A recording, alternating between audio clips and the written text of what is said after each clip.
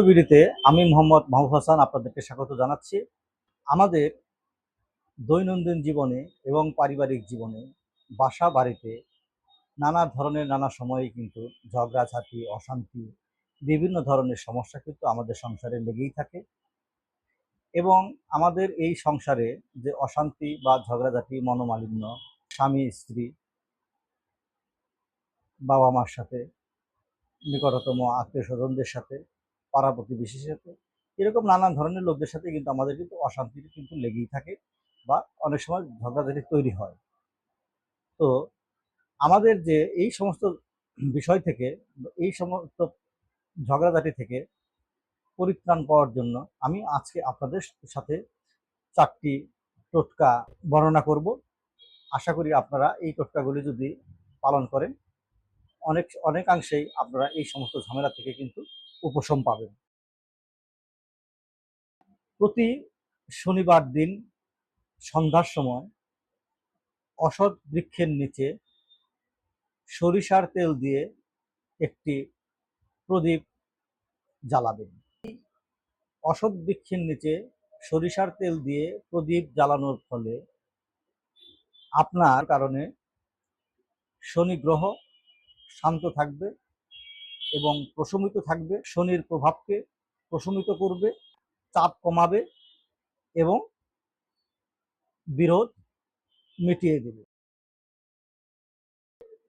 একটি বাটিতে কিছু সন্ধব লবণ রেখে ঘরের একটি কোণায় রেখে দিন।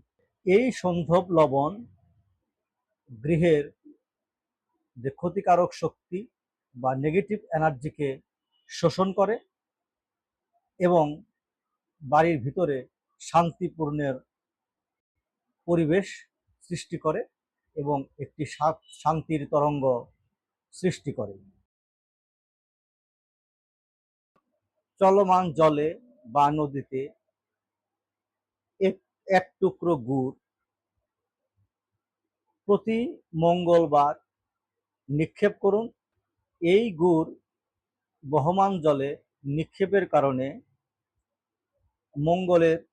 মঙ্গল গ্রহের রাগ প্রশমিত হয়, বাড়িতে সম্প্রীতি এবং ভালোবাসা ফিরে আসতে সহায়তা করে।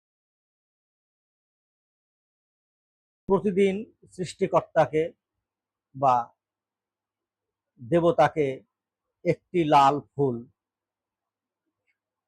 লাল ফুল নিবেদন করবেন, কারণ এই লাল ফুল ভালোবাসা, শান্তি এবং ঈশ্বরের আশীর্বাদ এই সমস্ত বিষয়ের প্রতিনিধিত্ব করে। অতএব প্রতিদিন একটি করে লাল গোলাপ বা একটি করে লাল ফুল ঈশ্বরের বা সৃষ্টিকর্তার বা দেবতার কে নিবেদন করবেন, আশা করি ফল পাবেন। তো আমি আপনাদের সঙ্গে সহজ সরল চারটি টোটকার কথা বললাম। আপনাদের বাসা বাড়িতে এরকম ঝগড়াঝাটি অনেক কিছু যদি লেগেই থাকে, তাহলে এগুলি পালন করুন, আশা করি উপকৃত হবেন। আপনাদের যদি কোনো প্রশ্ন বা কোনো জিজ্ঞাসা থাকে তাহলে আমাকে করতে পারেন এবং আমার এই চ্যানেলটি আপনারা সাবস্ক্রাইব এবং লাইক করবেন।